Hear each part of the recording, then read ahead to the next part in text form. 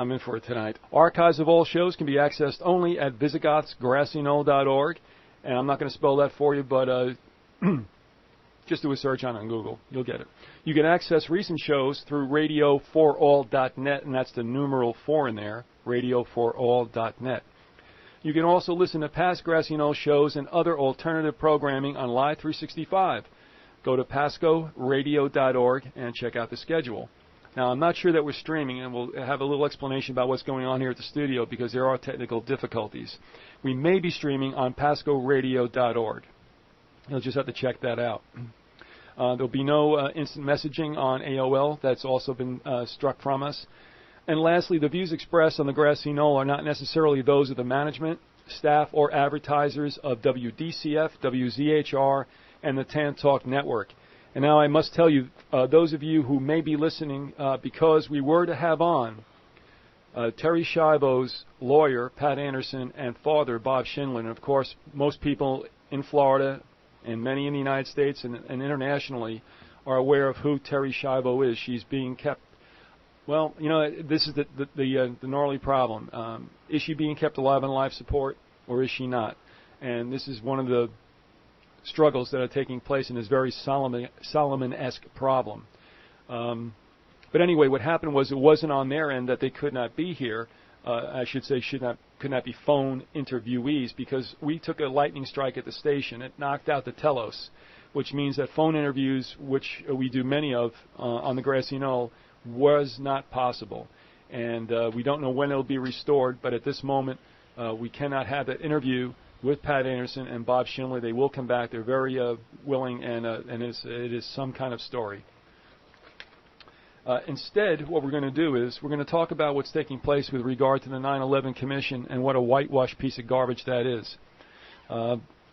Before we get to that, though, I tell you what, Thought Criminal, because you're involved, yes, and so is your beloved in the school education system, I'm going to read you something. I want you to concentrate. Oh, okay. And tell me what's wrong with this program, okay? This is in the Tampa Tribune. Lido High School students find it pays to learn. Ah, yes. Have you heard this one? No. All right. 50 students at Lido High School are about to be paid $150 for spending 36 hours in a remedial reading class. The 3-week course is to prepare them to retake the Florida Comprehensive Assessment Test on Tuesday, better known as the FCAT. Mm-hmm. The money comes from taxpayers, what a surprise, through a federal grant, and students get it whether they pass the FCAT or not. Quote, our kids work sometimes 30 or 40 hours a week, unquote, says Michelle Loango, the intervention specialist at Lido who came up with the idea.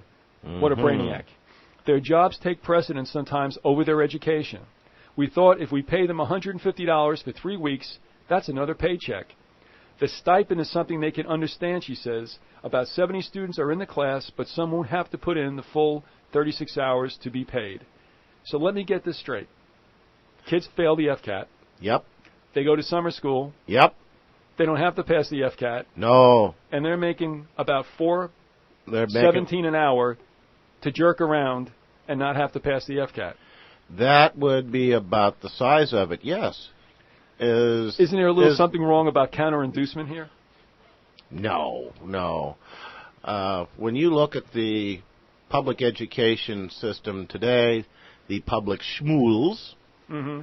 you immediately realize that everything, from the administrators right down to the rank and file, is dumbed down, and all instruction is done on as elementary a level as possible.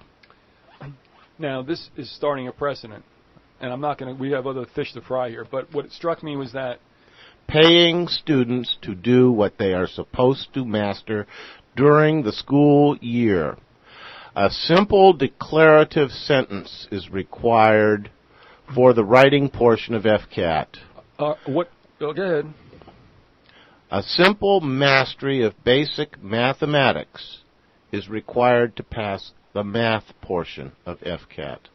Yeah. A simple command of English is required to pass the reading portion of FCAT. Let me interject something, if I may. Besides the FCAT and its merits, they're paying kids to go and sit in the classroom and basically not do anything. Now, here's my point. Would you rather get $4.17 an hour sitting in a classroom, perhaps sleeping or whatever, and maybe you really can pass the FCAT and you do anyway, or would you rather make, say, $5 an hour landscaping in the hot, blistering sun? I think I would rather sit in the cool, air-conditioned comfort of one of Ledo or Hillsborough County's finer schools. And one other connection down the road, and we've spoken about this on the show before, about where education is going in the United States as part of a global curriculum, which is in the Marxist planks of the Communist Manifesto, about corporations coming in and maybe paying, offering salaries to students. And all you have to do is plug your butt into their system when you get out of school. This is school to work, and that is right out of the manifesto of the Communist Party.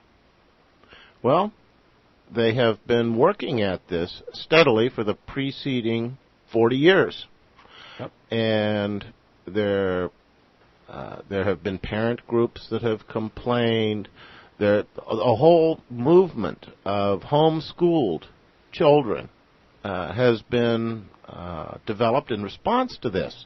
And if you notice, in national competitions like spelling bees and writing competitions, many times the homeschooled student is head and shoulders above his public school peers. I've been in the school system. They're always head and shoulders above. Well, I'm not given to making wild, inflammatory statements, as you well know. Are you saying that I am? No, I would never say that. All right. Well, anyway, we'll wrap it up and say that this, I think, is a precedent-breaking situation, which is not necessarily here good. to save the show. I hate you. I cannot tell you how much I hate you. I got. You're not going to believe this. This is true. All right, go ahead. Oh. Actually, trying to pull out onto 52 every redneck. It's 5 o'clock, and I couldn't get the stream. The stream is running, by the way. Oh, excellent. But I had a heck of a time getting it started for some reason or other. So that's. You can sit down and stay a while. I'm gonna, Oh, yeah, I know. Okay, all right. by the way, you should probably tell people, since we are a worldwide function here, Right. what FCAT is, because He did. We just said it. I read it in the article. What FCAT well, you guys stands were for. talking about it. And the word is Lato, by the way. How long I like you lived Lido. here? You've lived here long enough to know it's Lato High School. Yeah. All right. I didn't catch All right. that. I'm sorry. Sorry, I was doing a little Boz Skaggs on that, all right? Now, for first-time listeners who may be shocked by what we were going to talk about, and we can document it, folks, most of you labor under two presumptions. One is that the government is your advocate. It makes believe it is, but it's really about control. Two, mainstream news, whether print or electronic, is not telling you the truth, and it hasn't for probably a century.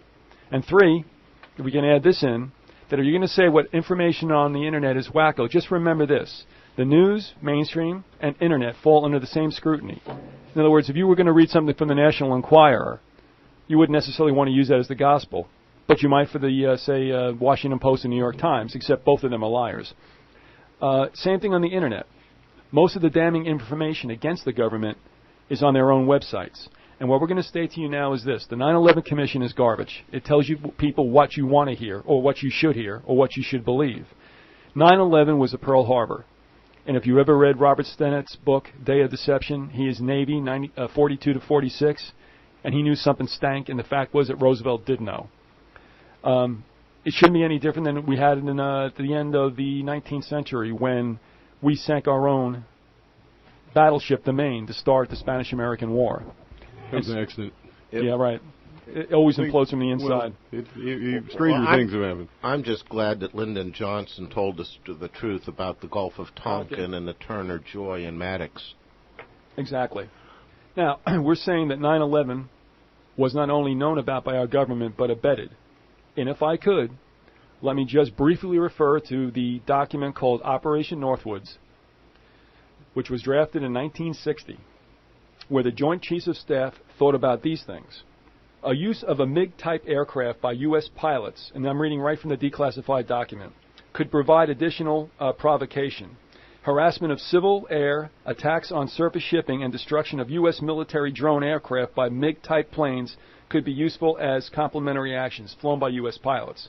Moving along, another point. It is possible to create an incident which will demonstrate convincingly that a Cuban aircraft has attacked and shot down a chartered civil airline en route from the United States to the islands, whether it's Jamaica, Guatemala, Panama, Venezuela. A plane load of college students, perhaps. That's right. On vacation. On vacation. The destination would be chosen only to cause the flight plan route to cross Cuba. The passengers could be a group of college students, excellent, off on a holiday, or any grouping of persons with a common interest in supporting chartering a non-scheduled flight. In other words, those people are going to be killed. Okay, this is 1960. The mentality was there. Let's see. Lastly, an aircraft. You have to break a few eggs to make the omelet, you know. Yeah, You just don't want to be related to one of those said eggs. That first. Who? You guys keep quoting all these great communists and. You use it all the time. Who you? No, that's a dingus that uses it all the time. That's why I use it. You know, our Mr. Long. Yeah. Yeah. The marksman. Yeah. Who did do it? Another Stalin. Another Joe Stalin. Is that another one of his? Yeah. No, just it's right up there with political correctness. Is this Papa Joe who offed how many? Uncle Joe. Uncle Joe, yes. Joe, okay. He gazed into Roosevelt's soul, just like G.W. gazed into Vladimir's soul, into his eyes. That He said that. Yeah. I know, but it's, I mean, you know, what they I love mean, is- do I gaze into your eyes and say, you know, I looked into the No, business soul? No. Yeah. You have very pretty eyes. All right. So anyway, we have a mindset in Operation Northwoods going back to 1960 in which our military was willing to sacrifice a number of citizens to provoke an incident, well, it would be the provocating incident with Cuba to start something. And rightfully so, like we should probably interject that the Commander-in-Chief of the Armed Forces of the United States flatly rejected that notion, which probably is another nail in the coffin, so to speak. Yes, and caused his early egress from this planet. Right. Now, we know this 9/11 Commission came out, and I'm taking this from NBC, and I'm going to use this as a point-by-point. You guys can jump in wherever you want to, but there's a number of things that are going on that don't make sense. As they came out with this, they said there's problems on multiple fronts. In a staff report released Thursday, the Commission said efforts to respond to the 4 hijackings that day were plagued on multiple fronts. The examples cited include these. The military never received more than 9 minutes' notice from the Federal Aviation Administration on any of the 4 hijackings. That is complete garbage. Now, the reason why, you guys stay with me. Sure. Let's just take an overview of the timeline on September 11th. On 8:20 a.m., Flight 11 stops transmitting. We might have a problem.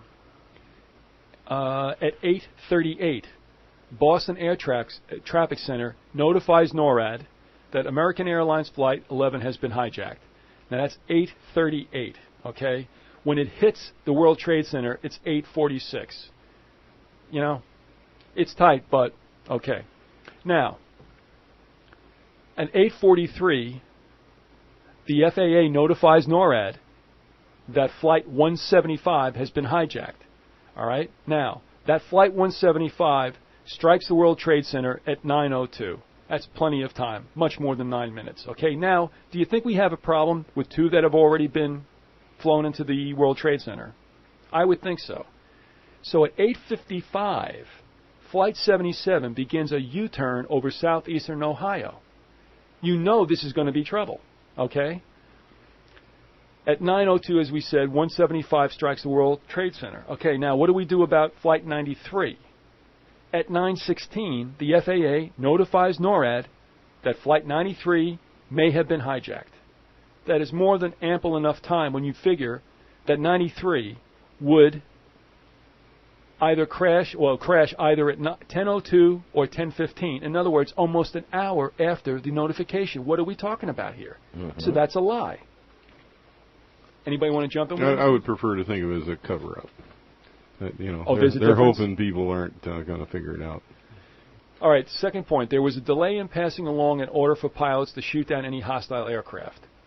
All right, maybe. Some will say that it's been in place ever since '60 with the problem with Cuba. And that brings up something, too, I want to address yesterday, is that we've got 2 types of people. People complaining that the people died needlessly in the World Trade Center because of the lack of rapid response from the United States government to protect. But at the same token, they're willing to accept these planes being shot down with the passengers inside of them in order to keep them from hitting the World Trade Center. And I'm thinking, You know, you the can't have same it both people are ways. upset because you didn't shoot that plane down and kill everybody else in that, you know. Cognitive dissonance. Yes. The ability to hold two. We like cognitive dissonance. Yes, We work with CD right here. Uh-huh. You're listening to the Grassy Knoll on AM 1350 WDCR. We're going to talk about the 9/11 Commission and what a crock of crap that is. You know the Van Ortner doesn't work, right? The what? The Van Ortner. Would you enlighten me as to what that is? You probably can't. You can't take telephone calls and bring them on the air. Yeah. The device that does that is called a Van Ortner. Well, all right. Oh. All right. Larry knew that. You did? No. That's the official name, the Van Ortner. Van Ortner, that sounds like, I don't know, a make-believe country or something. We're talking about the 9/11 Commission, and they tell you what they want you to know. And we were talking about 2 points, that the military never received more than 9 minutes' notice. That's false. That there was a delay in passing along an order for pilots to shoot down any hostile aircraft. And the thing is true. And it's like what Harry said. I mean, what are you going to do with 2 planes flying over one of the largest metropolitan areas in the world? You're going to shoot it down? It's going to hit something. So really, what could it do if it couldn't get it over a rural area? Well, in consideration of response time, if you recall that Learjet hoax. Yeah, with the golfer, course, right down here. They were on him like within 5 or 6 minutes. That's because he was a famous golfer. Oh. All right, I'll tell you what it was. Hold on a second. Payne Stewart. All right, here we go. Payne Stewart. All right. At 9:33 a.m. Mm-hmm. Changed radio frequencies and contacted Jacksonville controller. The controller received no response from the plane. The controller called the flight 5 more times over the next 4.5 minutes. Now it's 9:38, and it started at 9:33, but received no response. At about 9:52, an F-16 test pilot from Eglin Air Force Base was vectored into within 8 nautical miles of Payne Stewart's plane. This means 14 minutes between assessment of the problem to not only scrambling but interception. So keep in mind, too, in all fairness, he was heading that way. Yes, so, you're right. He did come off. You know, yeah, I should not say scramble because he was probably in the air. Yeah. But the thing is, it worked. The whole system worked because that's what they were about. It worked. So supposedly on 9/11, everybody was having lunch. All right. All right, now, the thing is, on the third point, the first call from the FAA to the military for help prompted a question, is this a real world or exercise?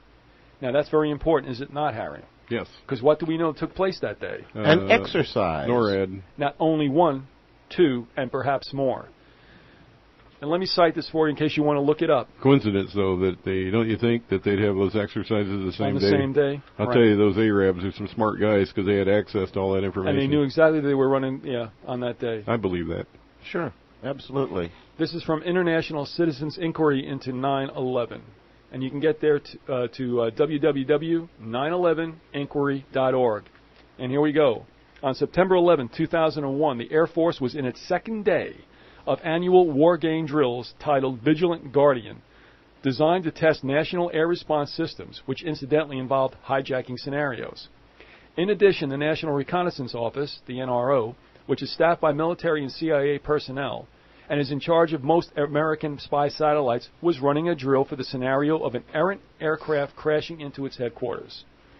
NRO headquarters also happens to be located just 4 miles from Washington's Dulles Airport, where Flight 77 originated. Lastly, for example, we know that Lieutenant Colonel Dawn Deskins, Regional Mission Crew Chief for the Vigilant Guardian exercise, said that everyone at the Northeast Air Defense Sector, which is called NEADS, part of NORAD, initially thought the first call she received about the 9/11 hijackings was part of the war game scenario. And actually, there's some... Yeah, you know, these guys were sucked into the vortex too. In other words, the players, the people who, sure, you know, before you launch the full-scale bells and whistles pony show, you want to know, is it really real or is it just another exercise? Well, that's it. The only reason that all these people could have stood down was that they thought it was an exercise and no reason to get exorcised. Okay? Absolutely. Now, in addition, yet another drill entitled Northern Vigilance was running on 9/11, simulating an air attack coming from Russia. So the question is just how many war games were running on September 11, 2001. Now, why would we simulate an air attack from Russia since they're our friends? Am I right? yeah, I guess this is the same President Bush and Who Putin. into the soul of Look at his eyes, yeah. Puking, yeah. I guess others didn't look into Maybe the military still thinks there's a possibility of an air attack. into his eyes or something. Listen, you shake hands with them over the table, but you keep the gun between your legs. That's right. All right. It says the NRO is effectively the eyes of the world. With a majority of American spy satellites at its fingertips, it can reasonably be assumed that NRO headquarters was an indispensable resource to NORAD and the Air Force from 8:28, when Flight 11 made its unplanned 100-degree turn over Pennsylvania, until 9:38, when it is said to have struck the Pentagon, and we know that it didn't. The NRO claims as soon as the real-world events began to unfold, supposedly the drill was called off and all but the most essential personnel were sent home. Why was the NRO sending home personnel during what was likely the biggest military crisis on American soil in recent history? And you can and of course, if you send everybody home but the most essential, it means they ain't talking. So we had NORAD exercises taking place on 9/11, and that's probably the reason that all the Air Guard did not respond to these planes. And we have a lot of units in that area between Boston and Norfolk that could have responded. Norfolk was your least likely responsive center. All right, now another one. You're going to love this one. It's good to know this, okay? One plane moved into a gap in the FAA administration radio coverage. There's a gap. I'm sorry, not radio. Radar coverage. Radar coverage. We have a gap, a Bermuda Triangle, a black hole somewhere in the United States that can't be seen by radar. Isn't that comforting? It's possible, but not. Well, it's possible with weather radar, so it might be possible. But the gap is so small that it's in other words, inconsequential. Yeah, because the aircraft, there would have to be an absolute calamity for this thing to be. In other words, it would be in and out of that gap so fast that it's at the speed that aircraft travel. Right, I mean, you're going what 300 to 500 miles an hour? Yeah, and I'm talking a gap of a few miles, not a few hundred miles. All right. How about this? A single air traffic controller wound up with the responsibility for 2 hijacked planes simultaneously. Let me say this again. A single air traffic controller wound up with responsibility for 2 hijacked planes simultaneously. Now, I'm going to ask you guys your guess. What do you think those 2 planes were? We have 11. We have what? We have 175, 7793. I can never remember the numbers, but I think the one that crashed and that allegedly was shot down was one of the planes he was responsible for. All right. I would have guessed that the 2 ones, well, I have to add the one that did the U-turn, I think, was one of them. Am I right? Well, I should have prefaced it because it came from the New York air controller, so probably not. Okay. I would have thought it would have been the first 2. But this is the statement, and it's, of course, in the Tampa Tribune. It says spelled right? Huh? Is it spelled right? It is. What, New York? No, the Trib. I'm not reading it right. Okay. A socialist fish wrap, piece of garbage. All right, now, the controller had 2 planes. Listen to this. Okay. 8:51 a.m., New York controller notices 175 transponder change. Ask plane to return to proper code, no response. 8:51 a.m., 8:53 a.m., New York controller tells a second controller there may be a second hijacking. 8:53 is key because at that time we already have 11 hitting the tower. It can't be that. All right. 175 he may be accountable for, but 77 is in Ohio, and he's by this time it's out in Ohio and it's going to do its thing. It can't be in his purview, all right? And 93 is 11 minutes yet. It just took off 11 minutes from Newark. And nothing happened with it for another 22 minutes later. So let me restate that, not to be confusing. 93 was in the air for 11 minutes at that time and did not show any kind of sign of any problem for 22 minutes later. This guy was not handling 2 planes. See, I don't know, and truthfully, I don't know what kind of range handling capability controllers have. Depending on the areas, it can be pretty broad. I know that. Maybe your buddy, the compressor, takes care of that.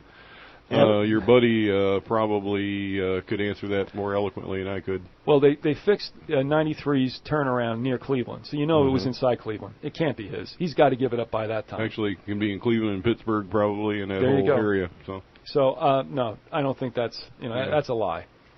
So you don't think that one controller, who may have been their most experienced and most knowledgeable and most skillful, handling two crises at once, you don't buy into that? No, it's window dressing. I'll tell you what, if that controller was out near Pittsburgh, then he had two flights to deal with, 77 and 93, okay. But they said it was a New York controller. He's got nothing to do with a flight that's out over Cleveland and the other one that's been up in the air for 11 minutes going west from where he is. And as far as they know at that time, there was no problem with that flight. No, there was nothing to be suspected. It'd be interesting to determine what the range of control New York has, but I can't imagine all the way into Ohio or those places. And of course, as we said, 93 was not even a thought at that time. This is the Grassy Knoll on AM 1350 WDCF, AM 1400 Zephyr Hills. There's a little too non-country. I mean, it's a country rock. He's a country guy. He's just keeping the classics alive. Wherever you are, RG, we miss you. I love you, RG. Did you look into We his all do. eyes and I have gazed into his eyes. Yeah, don't tell me about it. And he fixed our roof at a very reasonable rate, too. He was prompt, came out there, saw the problem, fixed it. Thatch doesn't cost a lot. All right, the Grassy Knoll, once again, we're wrapping on the 9/11 Commission as it deserves to be done because it's telling people what they want them to believe, what they. But I did see some people shaking their head no when these guys were talking in the audience. Oh, a whole bunch of hecklers who were saying this isn't adding up. I mean, as recent as yesterday when the guy was giving the timeline for what pretty much where you're doing, there was a gal sitting in the audience that just was doing no. And that's good because it means that not everybody's buying into this thing. Going on with the MSNBC breakout of what happened on 9/11, another one of the points is the FAA incorrectly told the military that the first plane to crash into the World Trade Center was still in the air after impact. That is false. That could have been a mistake. Well, it was up there. It was in the World Trade Center. Let me state this. We're talking about 11, right? Yep. Okay. NORAD informed of the plane striking the World Trade Center at 8:47. They were told. Okay. All right? I see. Okay. Now,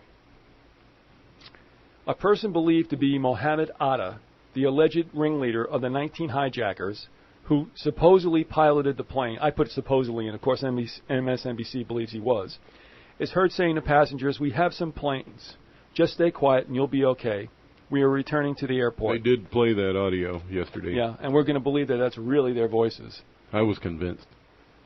Were you? Not really. All right, let me ask you guys this. Sure.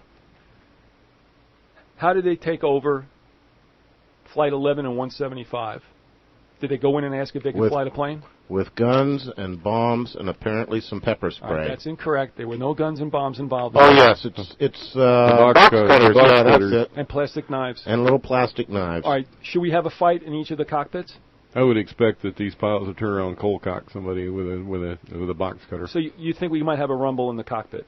I would expect that something would be. All right.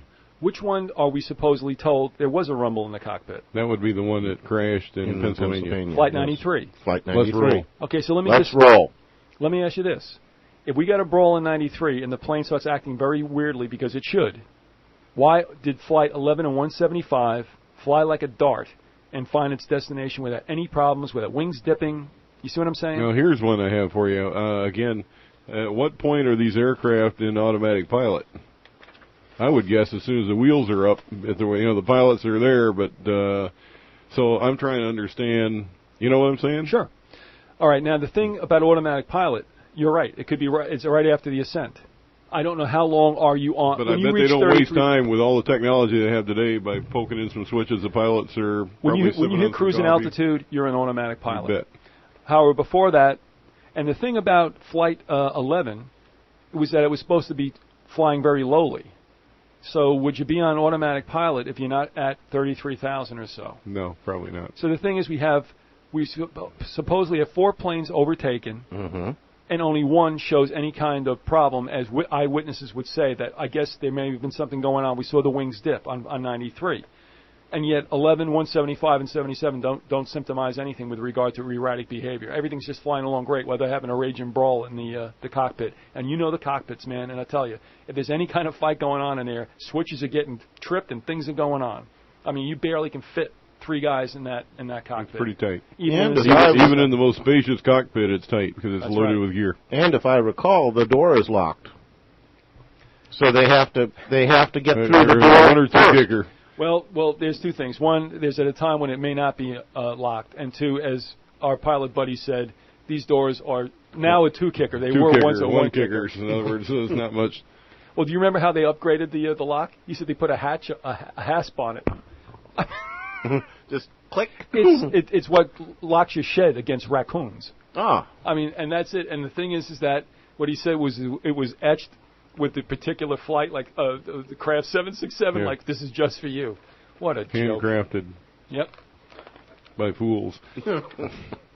All right, so that pretty much does it for MSNBC and what they broke it out on. Now, let's talk about how there was such a bad air response time and how they only could scramble. Now they scrambled from Otis, and why they were called back is anybody's guess. Where is that at? It's up in Massachusetts. Okay. Where is that, Sir Larry? Hyannis, Massachusetts. Okay, out on the Cape. All right. Now they only got planes out of where? Norfolk. Mm-hmm. Because Langley, as a matter of fact. Huh? Langley, as a matter of fact, That's right. where we have a CIA facility. No, our employer has a. The marksman comes from there. Oh yes, yes, that's our right. employer. School for the Hard to Believe. Yeah.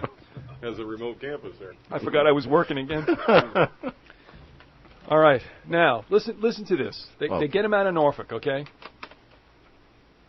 This is from John Judge. You can find this on unansweredquestions.net. Judge was a Pentagon brat. His parents had a top security clearance. And here's his statement that they gave in a forum about 2 years ago. The Pentagon spokesperson said, "We had no mechanism to respond," unquote.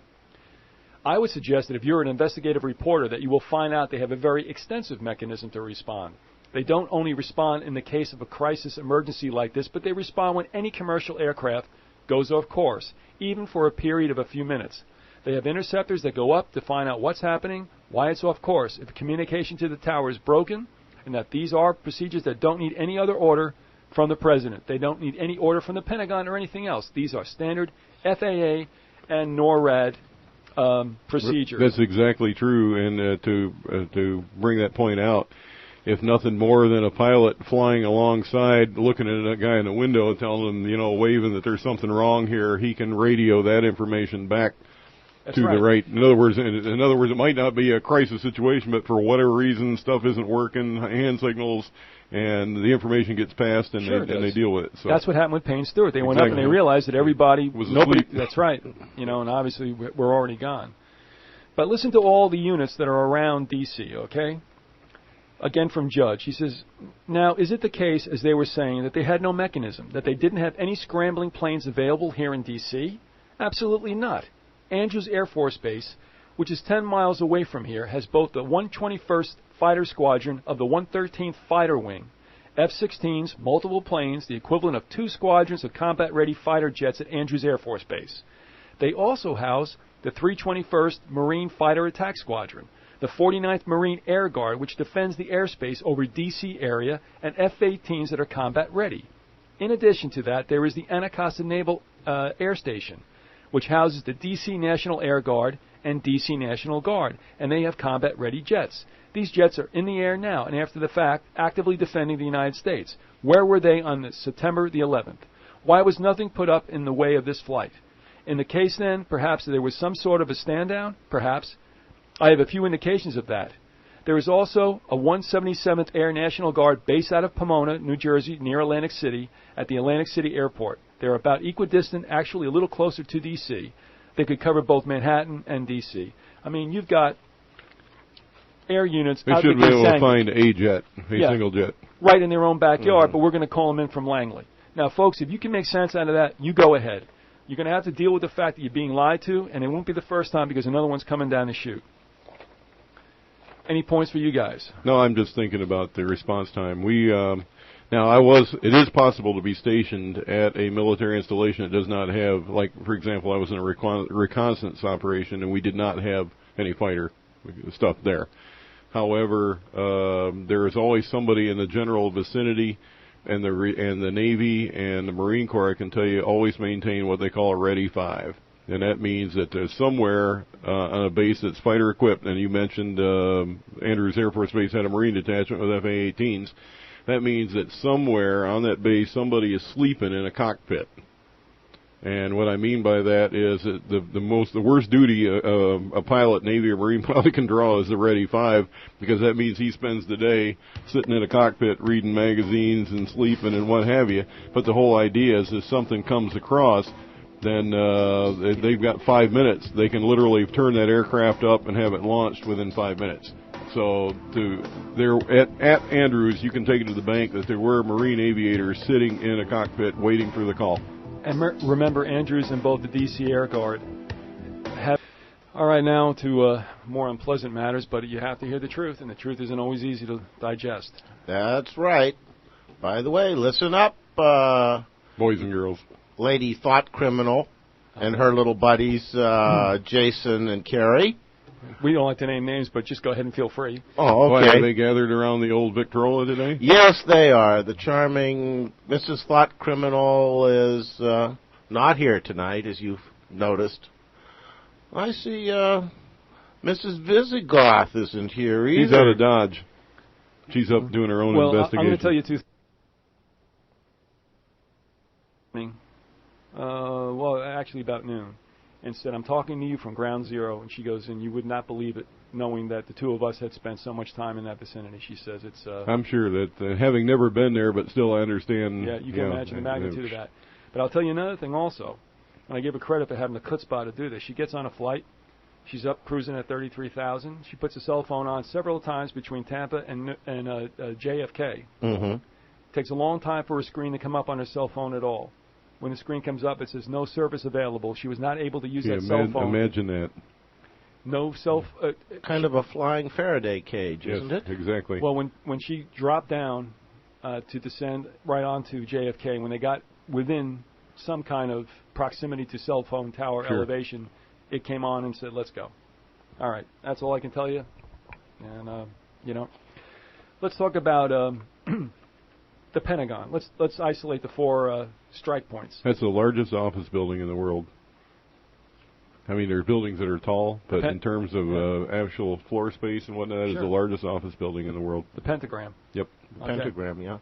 Now, this is on, you guys go check this out, www.defenselink.mil/news/November 2001, or else just do a simple search on Rumsfeld plus Parade magazine. It was an interview in Parade magazine. It is kept up boastingly on defenselink.mil. Now, tell me about this. This is in an interview, and this is a transcript. This is Rumsfeld. It's a truth that a terrorist can attack any time, any place, using any technique, and it's physically impossible to defend at every time and every place against every conceivable technique. Okay. Here we're talking about plastic knives and using an American Airlines flight filled with our citizens, and now it gets good, and the missile to damage this building, meaning the Pentagon, and similar, inaudible word, whatever that was, that damaged the World Trade Center. Let me say that back. And the missile to damage this building. And it's on a military site. It was in Parade magazine. And so what would you attribute that to, Harry?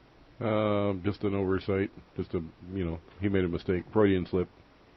Okay, a slip of the tongue. Yeah. That would be... or maybe not a slip of the tongue. Well, how about a slip of the tongue that reveals the truth? Yes. And he just forgot to say something else. Go look it up, folks. It's there. It's there. All right. Now, why is everybody so amazed that this administration has lied to us? It's been just a tissue of lies from the very beginning.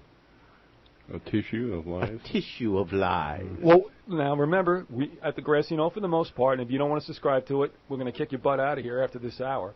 But we don't believe in Republicans and Democrats. Oh, okay. So this administration, Clinton's administration... Well, we don't believe that it doesn't it's matter. a dime's worth of difference. No, it's all handled, so I'm not Absolutely. They just were called upon. It was their time that the handlers wanted them to actually ratchet it up a bit. Absolutely it was. So you're going to apologize for that remark? Of course. Okay, thank you. Okay. All right, the Pentagon.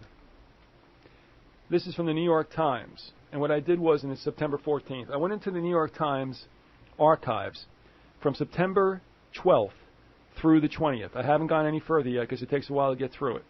But here's what they were saying on September 14th. This is Matthew L. Wald, New York Times. The headline, Pentagon tracked deadly jet, but found no way to stop it.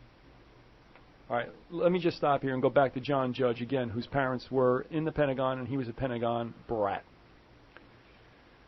Let's see. There's something in here where he addresses all the security they have at the Pentagon. All right, he wanted to lead, this is John Judge, wanted to lead a march on the Pentagon as a protest to say, what would life be like if we could just not have a Pentagon for a day, what we could do with all that money, okay? And he says, this is what we want to do, we're going to march on the Pentagon. And one of the Joint Chiefs comes out and says, well, you can't come up any further than this wall. Well, the wall's at the end of an area that doesn't come up to the steps.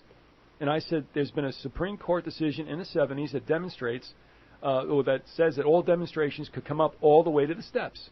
And the Joint Chief said, you can't do that now because we're on Delta Alert. And this is going back to the early 90s, by the way. And I said, what's that? And he said, it's our highest form of alert. And I said, why are you on alert? And he said, we're getting bomb threats every day from the Muslims. And then he said, and we have this constant alert, and you can't come any closer for security reasons. And then he pointed up at the top of the building, the Pentagon, and said, we have radar up there watching to see if any planes are coming into this building. And we have photographic equipment that look at the skies and the videos, and we're going to be taping your demonstration. Now, one of the things you have to understand also is, on Flight 77, supposed crashing into the Pentagon, we got one oblique angle, and we've only seen 5 stills, most of the time dissolved into one another. And I don't see anything except, yeah, there's something in there, but it doesn't look like 767 to me. So they have all these cameras, and that's the only angle we can get at this supposed 77 flying into the Pentagon. Looks like a tomahawk. Fortunately, our French friends, who also have satellites. I love the French. I love the French, They're too. silly people. They're so French. Yeah, they invented the French kiss, amongst other things. All right, let's go. Go ahead, Thought Criminal. Don't get dissuaded by me. Well, anyhow, our French buddies had their own satellite over Washington and said, well, wait a minute, look at this. And we have high-resolution photographs from the French. And what does it show, Thought Criminal? It shows no airplane. And what about the 3 symmetrical holes out of the backside of ring E, D, and C? Oh, it shows that all right, but it doesn't show an airplane. So we have a 50-foot square hole in the Pentagon before the facade gets undermined somewhat. Yes. Okay, now, this plane is traveling about how fast? 500 miles an hour. And never made a dent in the grass outside. No, right? no. And now is supposedly dissolved entirely into the Pentagon. No broken wings flipping back out too fast to be absorbed, right? I mean, this thing is a brick outhouse. Can we agree? And keep in mind that some of the parts are made out of titanium, so that means that there should have been something laying around. Yeah, they don't go away real easy. No. And yet we have a hole through 3 of the rings. Oh, the nose made it. Well, what do we know about the airplane nose? It's fiberglass. It's and you know what's behind it? The radar. There's nothing in there. It's hollow. Exactly. It's like an eggshell. So we have a plane that came into the Pentagon parallel to the ground at about 300 to 500 miles an hour. So at what point does it descend, and what does it do to the traffic on I-95 a couple of hundred yards away from it? Well, apparently it didn't disturb the drivers. In fact, it didn't disturb them to the point that nobody saw it. Nobody saw it. Nobody saw it. No accidents, no wake, no noise. That's the beauty. I mean, anybody, and of course it's hard for people to understand what we're talking about, but in the Tampa-St. Petersburg area, when you cross over the Howard Franklin Bridge, which goes between St. Pete and Tampa, you commonly see approaches of aircraft coming into Tampa International Airport, and you don't miss them. You don't miss them. No. All right, listen, this is the end of the first hour. We'll be back in the second hour with Thought Criminal, Harry Spencer, and the Vyzygoth. We're talking about 9/11 and the whitewash. Back after the Communist News Network. Expounding upon truth, justice, and the American way, the Grassy Knoll continues. What is the American way? Well, it's Ask him, he certainly did the changed. spot. That's it right there. Because I'm beginning to think that maybe that's not such a good thing. No, well, listen, we're not anti-American. We're pro-Constitution, pro-American, and the people that are in the government have been handled for over 75 years. They are not people who call America home, though they've made their money, and I'm talking directly about families like the Rockefellers, the Carnegies, the Mellons, Morgan, Aldrich. Should I stop there?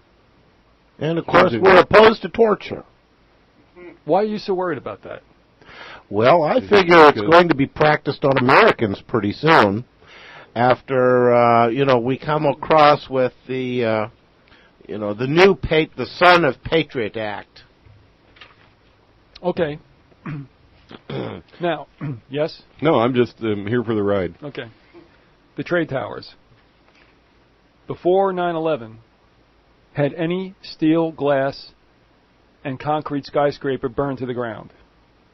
Not that I'm aware of. Not that I'm aware of, no. I still think it was aluminum in that building. Don't confuse the argument now with that. You're not serious about that. I am very No, serious. you're not. Because I think people took shortcuts. Hey, it's just an opinion. All right, a bad one at that. But was there ever a fire that raged in a steel, glass, and concrete skyscraper? Yes, there have been. All right. But none of They them burned have themselves collapsed. out, and the buildings are still there. All right, and what's the one that's most notable? It is the Meridian Plaza fire in Philadelphia in 1991. Yes. And let me recount Is quickly. that when Phil was burning everything down, or the mayor there? No, that was another incident. Okay. That was drop a bomb on a house. City of Brotherly Love. The City of Brotherly Love. That was called gentrification. What was his name? Mayor I don't know. Rizzo. Rizzo, yeah. Yeah. I almost said Phil Rizzuto. Of the money store. Anyway, go ahead. I'm sorry. The beloved Yankee play-by-play man. All right, now, the overview of the fire at the 38-story Meridian Bank Building, also known as 1 Meridian Plaza. It happened on February 23rd, 1991. It burnt for more than 19 hours. The fire caused 3 firefighter fatalities and injuries to 24 firefighters. 12 alarms brought 51 engine companies, 15 ladder companies, 11 specialized units, and over 300 fighters to the scene. But the problem was, this was a true raging inferno, and because of that, they couldn't stay next to the fire. They had to retreat. They're telling us in the World Trade Center it went to 1,000 or 2,000 degrees. If that were the case, and it's not, because as you could see by the black smoke, it was an ill-nourished fire, those firefighters would never have gotten as close as they were. And another New York Times article, we have quotes. The voices captured on a tape of fire department radio transmissions betray no fear. The words are a matter of fact. 2 hose lines are needed, Chief Oreo Palmer said from an upper floor of the badly damaged South Tower at the World Trade Center. Lieutenant Joseph G. Levy is heard responding, Oreo, we're on 78. That's the floor, right? But we're in the B stairway trapped in here. We got to put some fire out to get to you. They don't sound frazzled, do they? No. No. Also, we're going to knock down some fire here in the B stair, Lieutenant Levy is heard telling one of the firefighters. We'll meet up with you. You get over to the A stair and help out Chief Palmer. The time was 9:56. The firefighters had just arrived at a place where 54 minutes earlier many people had been waiting for elevators when the second plane came crashing through the building. Now Chief Palmer and Ladder 15 were surrounded by the wounded whom they hoped to evacuate. These are not people that are near a raging inferno and all freaked out. They're putting out some fire. They got under control. Elevators are working. And yet in the Meridian Plaza fire that was indeed a raging inferno, the firefighters had to withdraw because they couldn't stay next to the fire. The fatalities, the firefighters that were lost, were due to disorientation from smoke. And let me get a structural analysis of what happened. Okay, this is the deal after a 19-hour raging inferno in the Meridian Plaza building. Prior to deciding to evacuate the building, firefighters noticed significant structural displacement occurring in the stair enclosures. A command officer indicated that cracks large enough to place a man's fist through developed at one point. One of the granite exterior wall panels on the east stair enclosure was dislodged by the thermal expansion of the steel framing behind it. After the fire, there was evident significant structural damage to horizontal steel members and floor sections on most of the fire-damaged floors. Beams and girders sagged and twisted, some as much as 3 feet. under severe fire exposures and fissures developed in the reinforced concrete assemblies in many places. Despite the extraordinary exposure, the columns continued to support their loads without obvious damage. And that building stood after that raging fire of 19 hours. Nothing compared to what happened in the World Trade Center, which was not a raging inferno for less than 1 hour. So, I mean, obviously we got a situation here. If the Meridian Plaza did not get dropped, then why did the Trade Center do so? Now, we all believe that there was evidence that there were detonations placed in those towers because they looked like a controlled demo, because they were a controlled demo. Now, go ahead, thought criminal. Well, I recall that the seismographs, and I believe it was NYU. Columbia has Columbia. Lamont. Yes, I'm familiar with that. They picked up two spikes. Two spikes just beforehand. Right. Well, obviously something happened underground, and then the Trade Center falls. Well, the other thing is that might explain why they had such hot molten pools of liquid long after the towers fell. What kind of energy would have created that if they weren't basically blasted off their foundation to begin with and detonations placed to go ahead and drop it? Now, I want to tell people this. You go to this website, letsroll911.org. Letsroll911.org. There is a loop of about maybe 40 seconds of firemen from the NYFD speaking about their experience. And there's no two ways about these guys that they're New York guys, you know what I'm saying? Mm-hmm. It goes on and on, but here's the nexus of what was said between two of them. I'll call one A and one B. A says this, and he makes a hand sign as if you were holding your hand level and dropping it down, okay? He says, floor by floor, they started popping out. The other guy says, it was as if they had detonated it. It was as if they were planning to take down the building. Boom, boom, boom, boom, boom. And I tell you what, you go and see that for yourself, because he's right. They were planning, and there was demolitions, and they were taken down just that way. The pancaking situation, listen, we talked about this before. 47 interior columns, bigger as they go down to carry the load. So if you got problems upstairs and things break off, it's lighter load, all right? Right. Somewhere over 240 exterior columns. What are the chances that on how many floors in the trade towers, like 130, that on every floor, on every one of those 47 interiors and 240 exteriors, that every fastening device on all those columns broke the same way 130 stories down? How can that be? Give me a break. And if you look at those photographs, ladies and gentlemen, then tell me why you saw debris extruded from that building off, like 30 yards away from it. If it burnt, it should crumble inside, just like any building you've ever seen. Have you ever seen any building burn where stuff was blown out? Hold up the photographs for our viewing audience. What's that? Hold up the photographs for our viewing audience. So, I mean, you've got the tapes from them, from another New York Times article in January of 2002 by Kevin Flynn and Jim Dwyer. You've got very, very calm fire department personnel saying we've got some fire to knock down. We're here at the site, no big deal.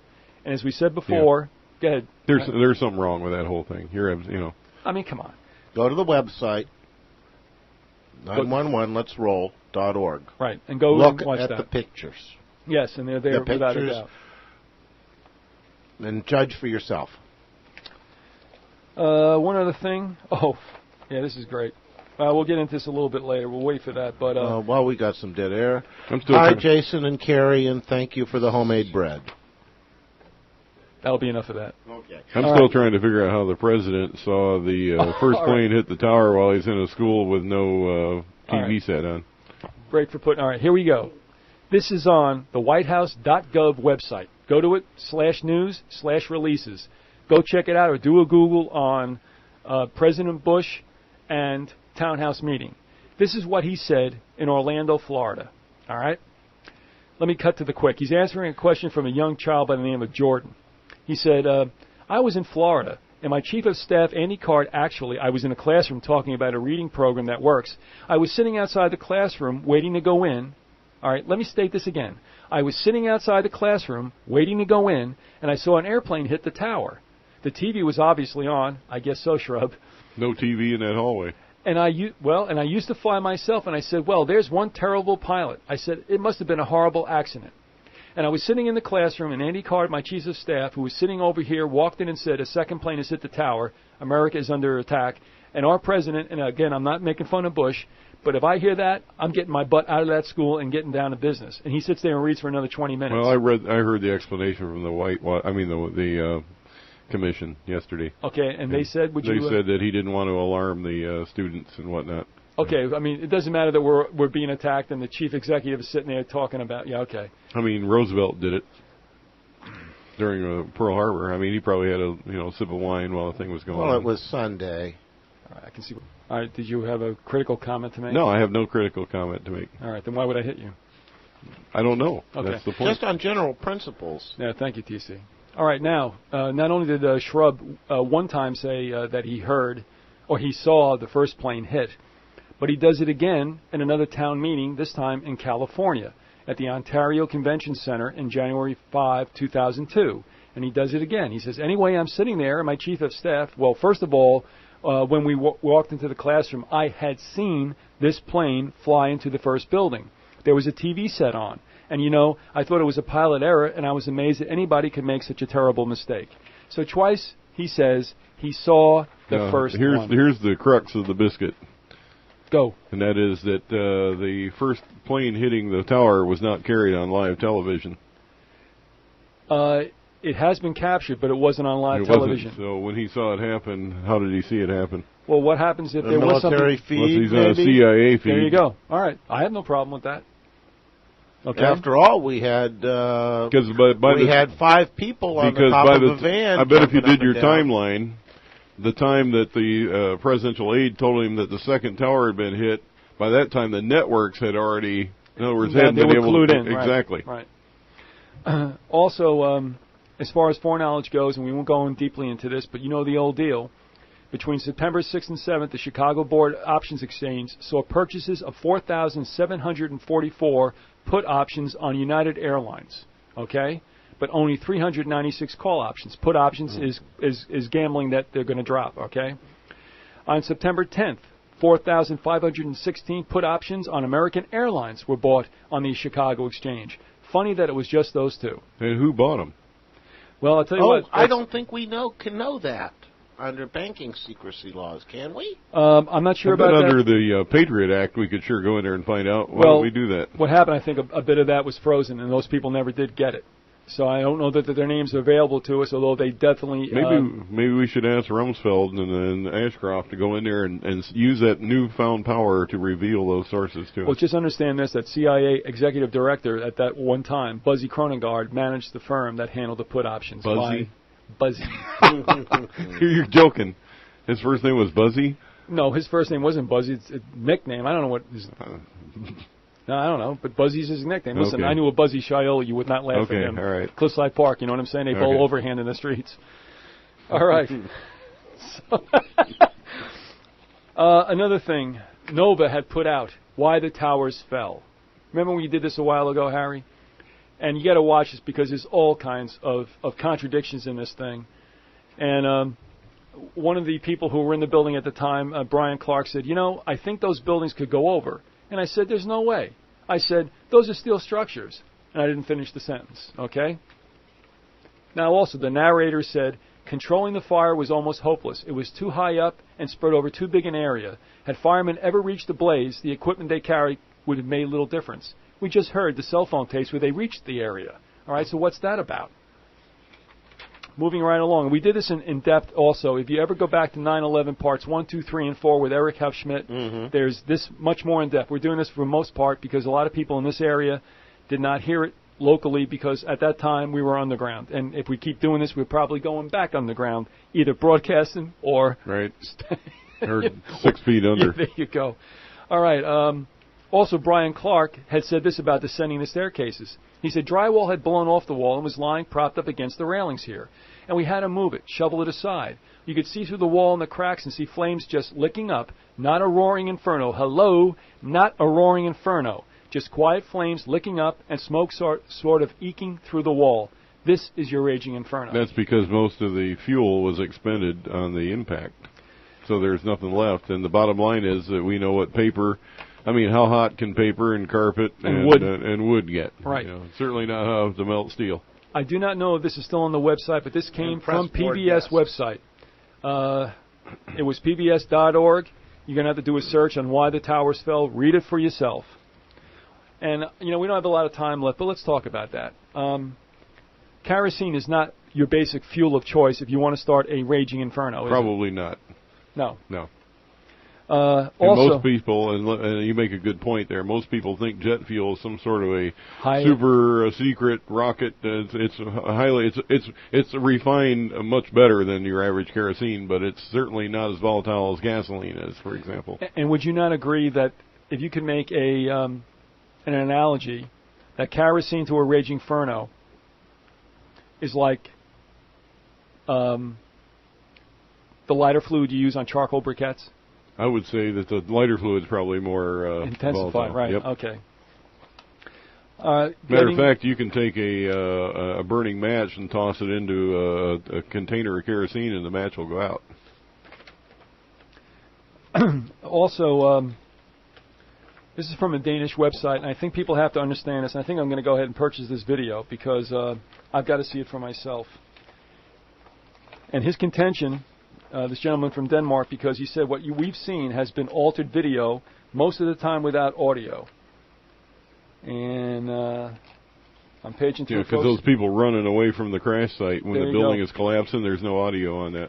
Right, and the reason he gives a reason for this, and I'm trying to find a I sports think it's fan. because the mic was unplugged. All right, his contention is this, and I'm going to tell you where to go to look at this because I'm not going to worry about going through all this, and that is bombinsidewtc.dk. Go look for yourself. All right, bombinsidewtc.dk. His contention is that what we've seen is that they show a cut of the towers falling. Then they show a cut of this plume of smoke chasing people down the street, never with audio. The point being is that those people in the street were running because the bombs went off in the bottom of it, and they were getting the butt out of there, and the towers had yet to fall. But what we see is tower falling, smoke plume going down the street, and people doing a yada yada down there. So, in other words, we have never seen an unadulterated... And to be quite honest with you, from the distance that you see these people that are running, with the building collapsing vertically as it did, why bother running? Because they were safe enough distance away. In other words, if you look where they're standing and you see the World Trade Center several blocks behind them coming vertically down, why not just stand there and just watch it? So they heard explosions. They're running from something. That's right. Exactly. What was that website again? bombinsidewtc.dk. He is selling video out of Denmark. And like I said, I really do want to take a look at this because I got to see it for myself. But he said the video clips were mostly edited so that they showed an early begun video fraction of the tower collapse. The video clip should also have included the seconds just before the towers began to fall. He said the censorship was made to prevent a, quote, sound exposure, unquote, from the original bombs being detonated in the seconds prior to the start of the collapse of the WTC rooftop. So what we saw was not a chronologically correct episode. At some other point, we will say that we'll tell you why this might have been done. But let's just gloss over it. In fact, we don't really have any time left. But the thing is this. Terror is very useful to getting control over people. And what's happening now in America is not about keeping us safe from terror. It's about control. Because in the coming one world government, we will have no peace, a.k.a. 1984 by George Orwell. Last comment, you got 30 seconds. Go ahead. Terrorism. A government that seeks to rule by intimidation.